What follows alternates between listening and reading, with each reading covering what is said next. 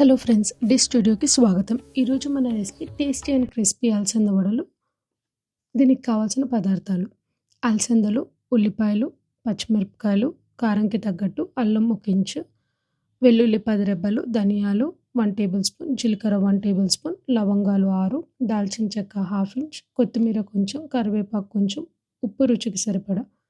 దీని తయారీ విధానం: ముందుగా అలసందల్ని ఒక 6-7 అవర్స్ సోక్ చేసి పెట్టుకోవాలండి. మార్నింగ్ చేయాలనుకుంటే నైటే సోక్ చేసుకోండి. నేను ఇక్కడ నైట్ సోక్ చేసి తీసుకున్నాను. ఇక్కడ నేను 800 గ్రామ్స్ తీసుకున్నానండి. మీరు మీ క్వాంటిటీకి తగ్గట్టు ఇంగ్రీడియంట్స్ని అడ్జస్ట్ చేసుకోండి. సోక్ అయిన అలసందల్ని బాగా వాష్ చేసి ఒక స్ట్రైనర్లో లేదా కాటన్ క్లాత్ మీద వేసి వాటర్ అంతా పూర్తిగా డ్రై అవ్వనివ్వండి. ఒక 5 మినిట్స్ చాలండి. నేను ఇక్కడ గ్రైండర్లో గ్రైండ్ చేస్తున్నాను. మీకు కావాలనుకుంటే మీరు ఇదే ప్రాసెస్ మిక్సీలో కూడా చేసుకోవచ్చు.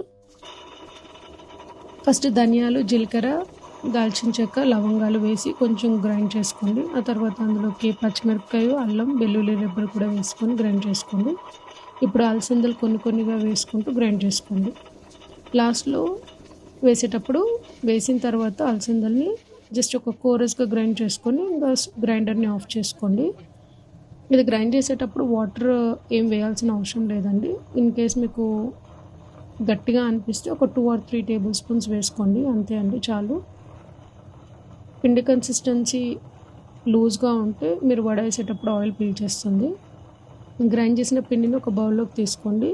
ఇప్పుడు ఇందులోకి సన్నగా కట్ చేసిన ఉల్లిపాయలు, కొత్తిమీర, కరివేపాకు, రుచికి సరిపడా ఉప్పు కూడా వేసుకొని బాగా కలుపుకోండి. ఆ క్లిప్ మిస్ అయిపోయింది ఇక్కడ.